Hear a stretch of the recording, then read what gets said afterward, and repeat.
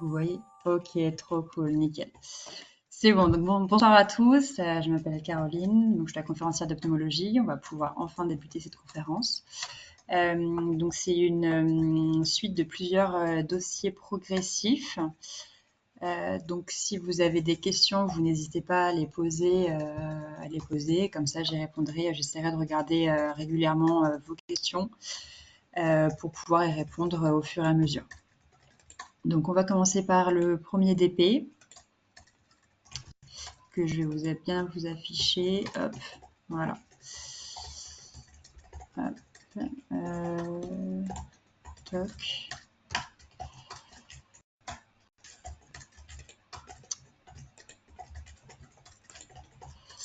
Et le mieux.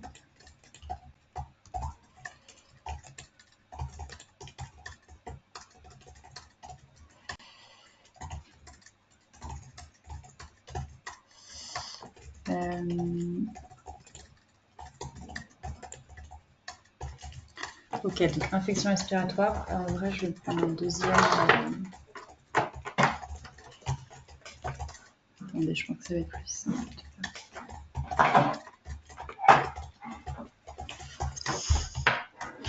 Ok, donc premier dossier.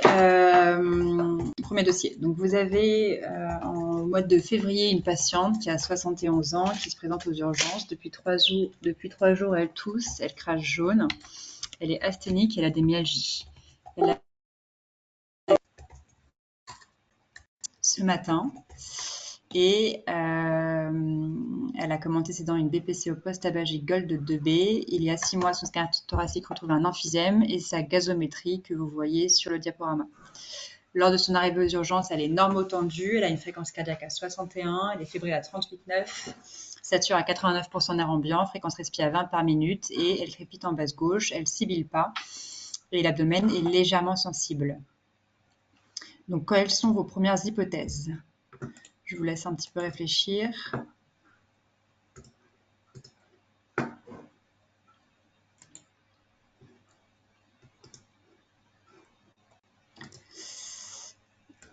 Punaise, ça défile pas.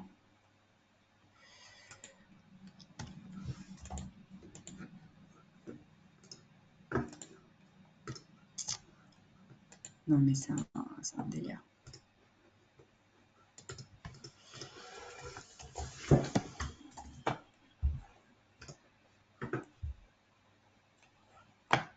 Ok.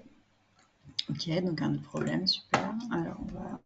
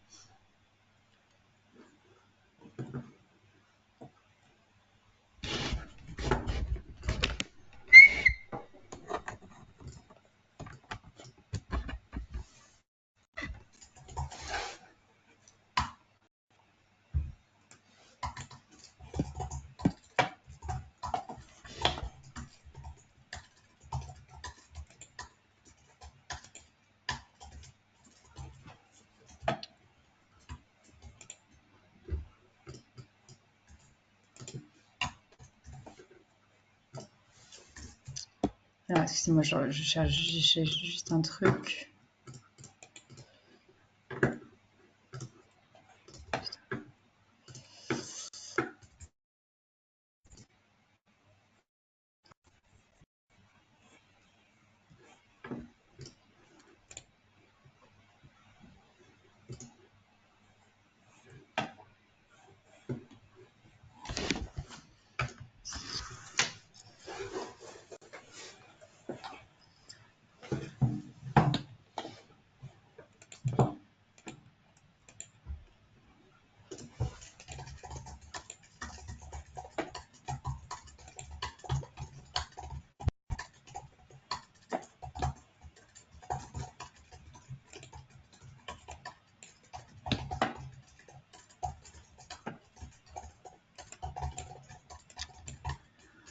Bon, ok, donc ça, je vais pas pouvoir le faire. On va y arriver, hein. On va y arriver.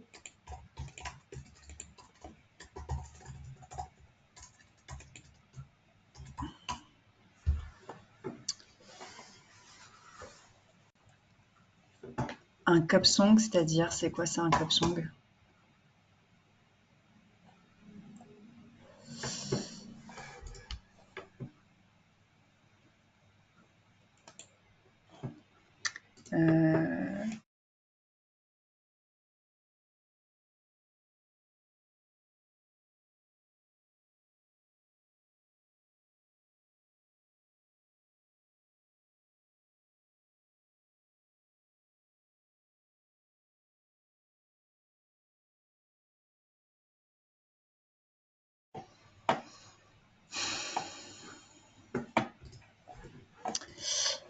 Ok.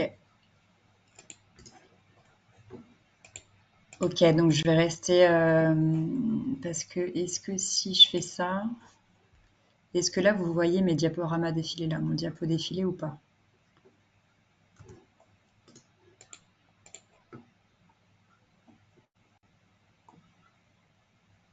Ok, ça marche. Bon. Et là, par exemple, si je vais là, est-ce que vous le voyez défiler? Est-ce que ça vous le voyez défiler ou pas?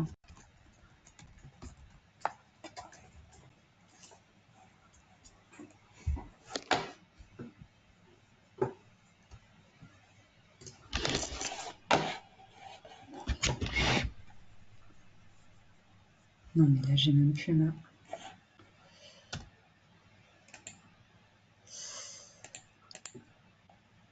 Oui, ok.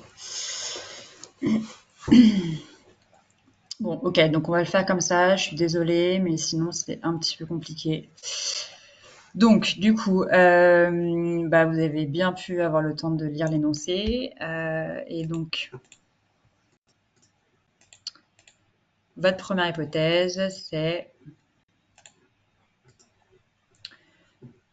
une pneumopathie bactérienne. Voilà. Votre patiente, elle tousse, elle crache jaune, elle est fébrile à quasiment 39, elle a des crépitants localisés. Donc, la première hypothèse chez cette patiente, c'est une pneumopathie infectieuse. Pourquoi pas bronchite aiguë, puisque votre patiente, elle crépite, elle a des crépitants localisés. Donc ça, c'est un signe négatif important. Une bronchite, ça ne crépite pas. Des crépitants, ça va signer en fait l'atteinte de l'alvéole. Et donc du coup, ça signe plutôt la pneumonie. La bronchite, va y avoir des ronchis. Ensuite, l'insuffisance cardiaque aiguë, vous allez avoir des crépitants bilatéraux chez une patiente qui va pas avoir une hyperthermie à 39, ou alors c'est qu'elle est également infectée. Mais en tout cas, une insuffisance cardiaque aiguë seule ne vous donnera pas 39 de fièvre. La pneumocystose, c'est non, puisque c'est pas le terrain. La pneumocystose, ça va être chez les patients qui seront immunodéprimés, les patients qui sont VIH, les patients qui ont une corticothérapie au long cours, là, c'est pas le cas. Et puis l'embolie pulmonaire, hein, ça ne crépite pas. Sauf s'il y a un infarctus surinfecté, mais en tout cas, une embolie pulmonaire seule ne vous fera pas cracher jaune avec des crépitants. Quels sont les signes auscultatoires témoins d'un syndrome de condensation alvéolaire infectieux?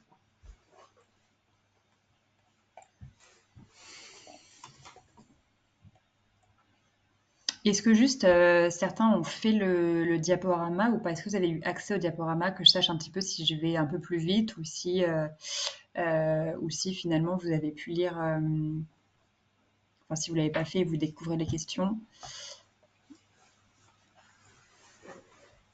Ok, donc plutôt non. Donc je vous laisse un petit peu. Enfin voilà, il faut que je vous laisse le temps aussi de réfléchir et de lire avec moi les énoncés. Donc les signes auscultatoires d'un témoin d'un syndrome de condensation alvéolaire infectieuse, ça va être les crépitants localisés et le souffle tubaire. Petit rappel du syndrome de condensation alvéolaire infectieux, globalement, c'est du pus au niveau de vos alvéoles.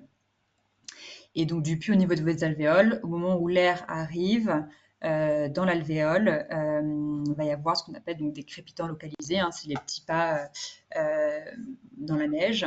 Vous allez avoir une diminution du murmure vésiculaire puisque les alvéoles sont comblées de pus et donc du coup vous entendez moins le murmure vésiculaire. Vous allez avoir une augmentation des vibrations vocales puisque les ondes se transmettent mieux dans les liquides et donc du coup vous apposez vos mains sur le thorax, le dos de votre patient, vous lui dites de faire 33, 33 et normalement vous allez avoir une augmentation des vibrations vocales. Enfin, vous pouvez avoir un souffle tubaire. Le souffle tubaire, c'est un bruit qui est assez intense à l'expiration ou à l'inspiration et qui peut s'entendre plutôt au sein d'une condensation, enfin en fait au centre d'une condensation entourée de crépitants. Vous ne l'aurez pas tout le temps, le souffle tubaire, c'est assez rare, c'est dans les grosses pneumopathies. Et puis donc, comme je vous le disais, les ronchis, ça traduit la présence de sécrétions dans les voies aériennes. Donc, c'est pas un syndrome de condensation alvéolaire infectieux. Et donc, notamment dans la bronchite. La bronchite, hein, c'est une inflammation des bronches, et donc vous allez avoir des ronchis diffus. Après, dans une pneumonie en soi, vous pouvez avoir, enfin dans une bronchopneumonie, vous pouvez avoir des ronchis. Hein, c'est pas parce qu'il y a des ronchis que ce n'est pas une pneumonie. Si vous avez des crépitants en plus, c'est une bronchopneumonie, puisque vous pouvez aussi tout à fait avoir du pus dans les bronches.